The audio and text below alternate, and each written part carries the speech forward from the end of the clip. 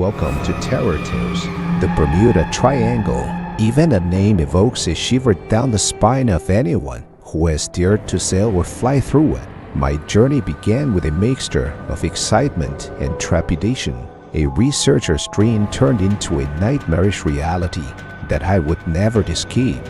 We set sail on a clear day, the ocean shimmering beneath the sun, and the sky stretched endlessly in every direction. Our mission was simple, or so we thought. We were tasked with investigating the legends surrounding the triangle to explore the supposed mysteries with scientific rigor. But as we ventured deeper into those cursed waters, it became clear that science had no answers for what awaited us. The first sign of trouble came when our instruments began to fail. The compass spun wildly, refusing to point north. Our radios crackled with static, broadcasting eerie, disjointed voices that seemed to echo from the depths of the ocean itself. Despite the calm sea, an unsettling feeling crept over the crew, an unspoken dread that none of us could shake. It was on the third day that we saw the first ship, or what was left of it, a decaying, ghostly vessel, drifting aimlessly in the water. Its sails were torn and tattered, the wood rotting and splintered. We approached cautiously, our curiosity tempered by an overwhelming sense of unease. As we drew closer, the true horror of the scene became apparent. There were no signs of life, yet the deck was littered with clothes, personal belongings, and hauntingly empty shoes, as if the crew had simply vanished into thin air. That night, I couldn't sleep. The ocean seemed to whisper, a low, haunting sound that filled the air with dread. I stared out at the dark, endless expanse of water, and for the first time, I felt truly afraid. The sea was no longer a beautiful, serene place. It had become a sinister, malevolent force, hiding secrets that man was never meant to uncover. By the fourth day, the fog rolled in. It was thick, suffocating, and unnatural. It clung to the ship, swallowing the world around us. Visibility dropped to mere feet, and the air grew cold and damp. The crew began to panic, their nerves frayed by the oppressive atmosphere. We were lost, adrift in a sea of gray, with no way to navigate and no hope of rescue.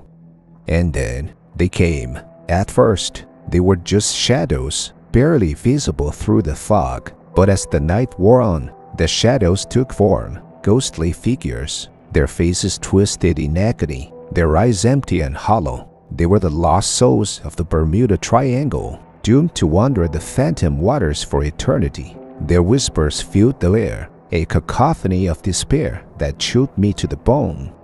One by one, the crew began to disappear. It always happened at night, during the darkest hours. There would be a scream, a desperate cry for help, and then silence. We searched the ship, but they were gone, as if they had never been there at all. Their bunks were empty, their belongings untouched, but they had vanished without a trace. As our numbers dwindled, the terror grew. We tried to stay together, huddling in groups, but it made no difference. The spirits of the triangle were relentless, and they came for us no matter what we did. It became clear that we were never meant to leave this place. We were trapped, just like the countless others who had ventured into these cursed waters before us. I don't know how many days passed after that. Time lost all meaning. Every moment was filled with fear. Every breath felt like it could be my last. The ship became a prison, the ocean a vast, inescapable void. The fog never lifted, and the whispers never stopped. They were always there, just at the edge of hearing, reminding us of the fate that awaited us. In the end, I was the last one left. I don't know why the spirits spared me, if only for a little while longer. Perhaps they wanted me to suffer, to feel the full weight of my isolation and despair. Perhaps they wanted me to understand the true horror of the Bermuda Triangle, not as a legend or a myth, but as a reality. I write this now as a warning to anyone who might find it. The Bermuda Triangle is not just a place of mystery. It is a place of death, a place where souls are lost, where ships vanish without a trace, and where no one is ever truly safe. If you value your life, if you value your soul, stay far away from these phantom waters. For once you enter, you may never leave. This is the narrator's perspective of phantom waters, the cursed voyages of the Bermuda Triangle. The story is built around the eerie atmosphere, the slow unraveling of sanity, and the inevitable doom that the narrator faces. If you need any further details or adjustments, feel free to ask. There's something unnatural about the Bermuda Triangle, something that doesn't belong to this world. I learned it that the hard way. I was just a simple researcher, like many before me, curious about the mysteries that surrounded these waters. But what I discovered was beyond any scientific explanation. It was a horror that I will carry with me for the rest of my life, however long that might be. Our journey began with confidence, fueled by data, maps, and technology that we believed would protect us from the legends that surrounded the triangle. The crew was a mix of seasoned sailors, young scientists, and experienced navigators. We believed in logic, reason, and the advancements of modern exploration. We laughed at the old tales of vanishing ships, ghostly apparitions, and strange phenomena, but the ocean has a way of humbling those who underestimate it. The first days were uneventful. The sea was calm, the skies clear. We charted our course into the heart of the triangle, seeking to unravel its secrets. But as we moved deeper into those cursed waters, things began to change. It was subtle at first, a slight disturbance in the instruments, a compass needle that wouldn't hold steady, but soon it became impossible to ignore. On the third night, the fog rolled in, thick and impenetrable. It surrounded our ship, blotting out the stars and the moon.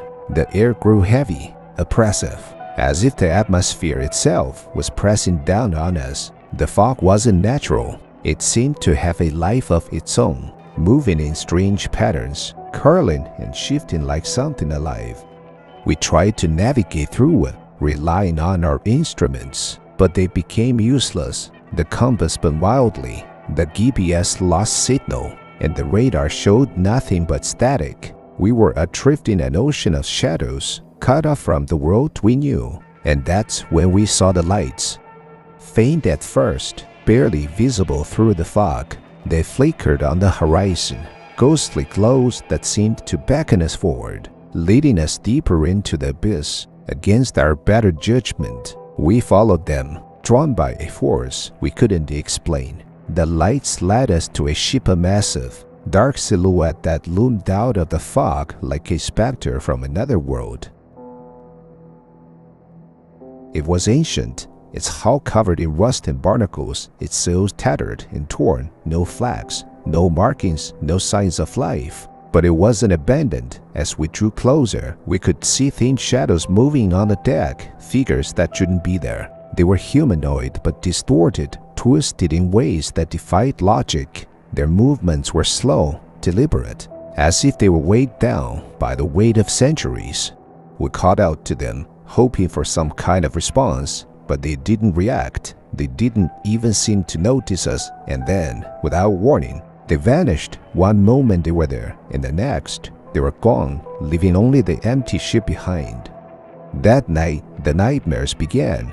Vivid, terrifying dreams of drowning, of being pulled into the depths by unseen hands. The crew grew restless, unable to sleep, haunted by visions of things that shouldn't exist, and the whispers.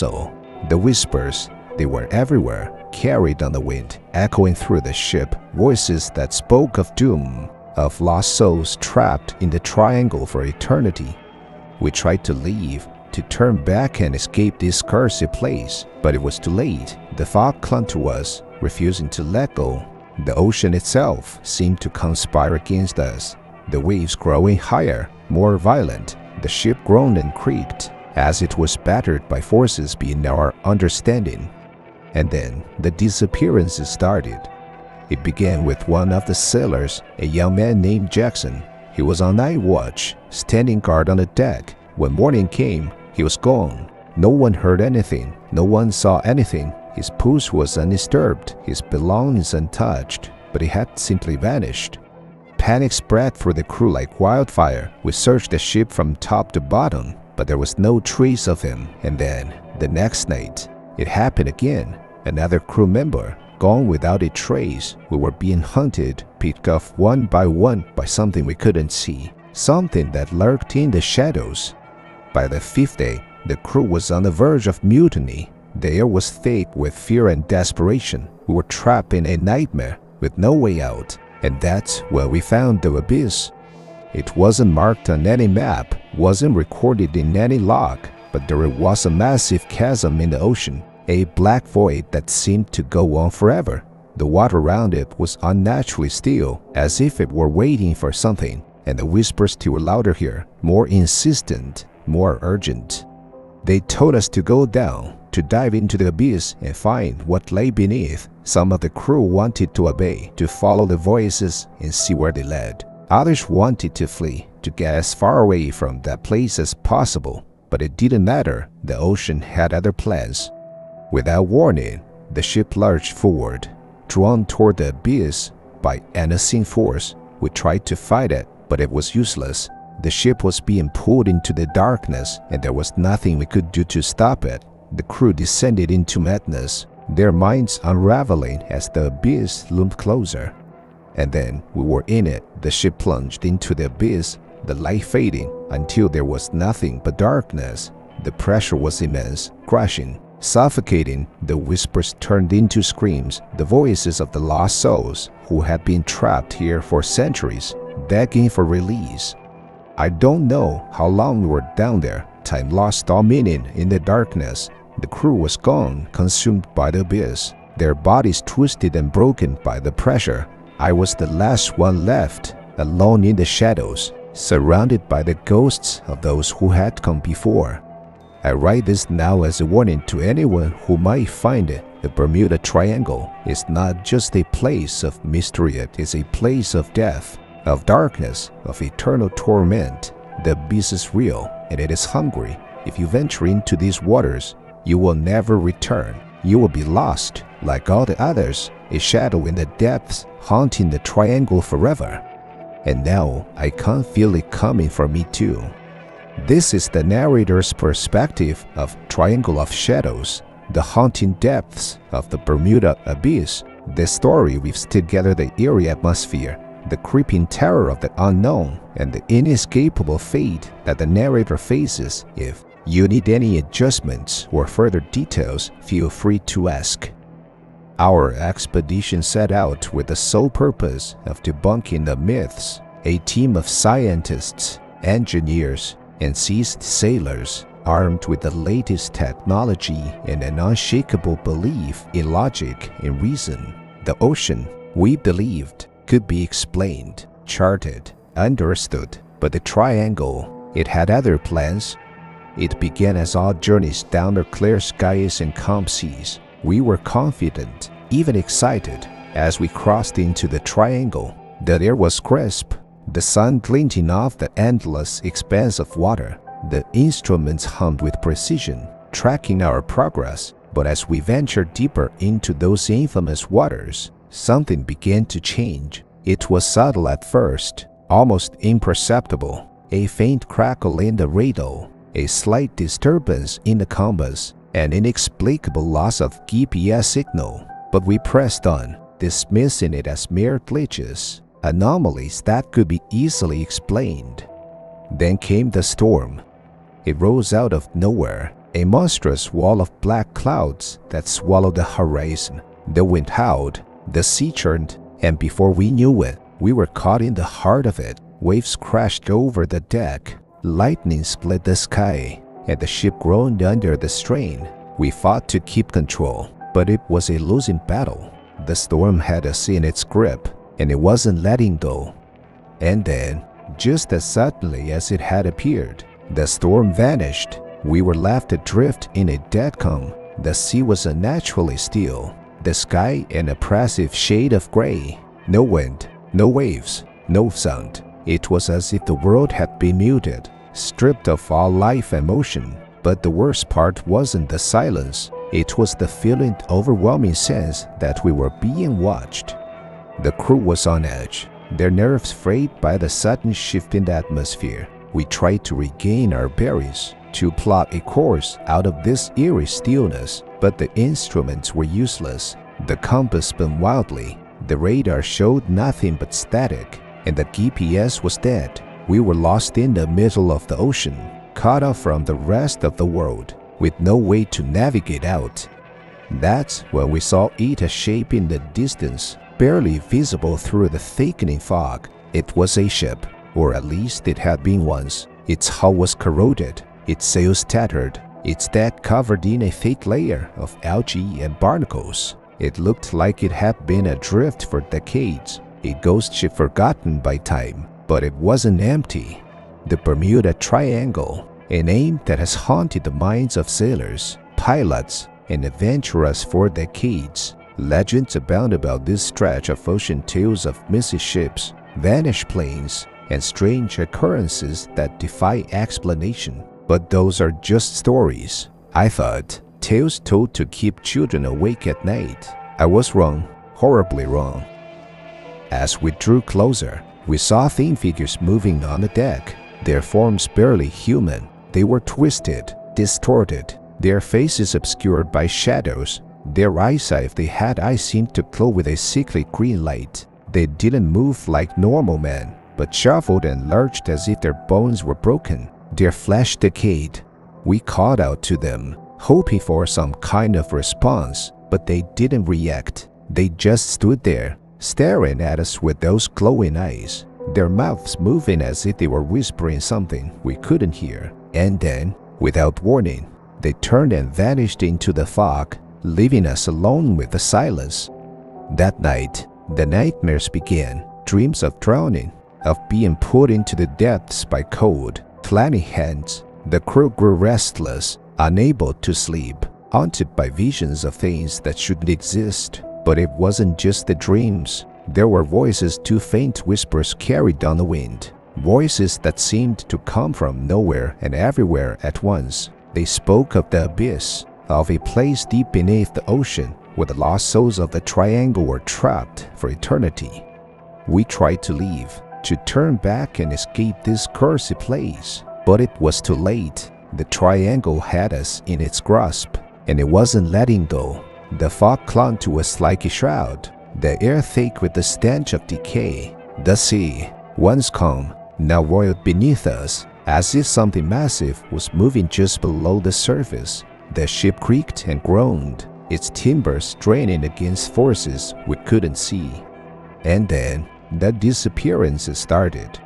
It began with one of the deckhands, a young man named Lucas. He was on night watch, standing guard by the railing. When morning came, he was gone. No one had seen or heard anything. His post was undisturbed, his gear still neatly arranged, but Lucas had vanished without a trace. Panic spread through the crew like wildfire. We searched the ship from top to bottom, but there was no sign of him. The next night, it happened again. Another crew member, gone without a trace. This time, we were on high alert, watching every corner, every shadow, but it made no difference. They were taken, just like Lucas, leaving nothing behind but the echoes of their screams. We were being hunted, stalked by something we couldn't see, something that lurked in the shadows of the triangle. The crew descended into madness, their minds unraveling as the terror took hold. They whispered of curses, of ancient beings that dwelt beneath the waves, feeding on the souls of those who ventured too close. By the fifth day, only a handful of us remained. The others were gone, claimed by the triangle, their fates unknown. Those of us who were left were barely holding on, our sanity fraying with each passing hour. We knew we were doomed, that there was no escape. The triangle had chosen us, and there was nothing we could do to stop it. And then we found the abyss. It wasn't marked on any map, wasn't recorded in any log, but there was a massive chasm in the ocean, a black void that seemed to go on forever. The water around it was unnaturally still, as if it were waiting for something, and the whispers were louder here, more insistent, more urgent. They told us to go down, to dive into the abyss and find what lay beneath. Some of the crew wanted to obey, to follow the voices and see where they led. Others wanted to flee, to get as far away from that place as possible. But it didn't matter. The ocean had other plans. Without warning, the ship lurched forward, drawn toward the abyss by an unseen force. We tried to fight it, but it was useless. The ship was being pulled into the darkness, and there was nothing we could do to stop it. The crew descended into madness, their minds unraveling as the abyss loomed closer. And then, we were in it. The ship plunged into the abyss, the light fading until there was nothing but darkness. The pressure was immense, crushing, suffocating. The whispers turned into screams, the voices of the lost souls who have been trapped here for centuries, begging for release. I don't know how long we were down there. Time lost all meaning in the darkness. The crew was gone, consumed by the abyss, their bodies twisted and broken by the pressure. I was the last one left, alone in the shadows, surrounded by the ghosts of those who had come before. I write this now as a warning to anyone who might find it. The Bermuda Triangle is not just a place of mystery, it is a place of death, of darkness, of eternal torment. The abyss is real, and it is hungry. If you venture into these waters, you will never return. You will be lost, like all the others, a shadow in the depths, haunting the triangle forever. And now, I can't feel it coming for me too. This version of The Abyss Beckons Nightmare in the Bermuda Triangle focuses on the narrator's experience, emphasizing the slow descent into madness and terror as they confront the unexplainable horrors of the Bermuda Triangle. If you need further details or any adjustments, feel free to ask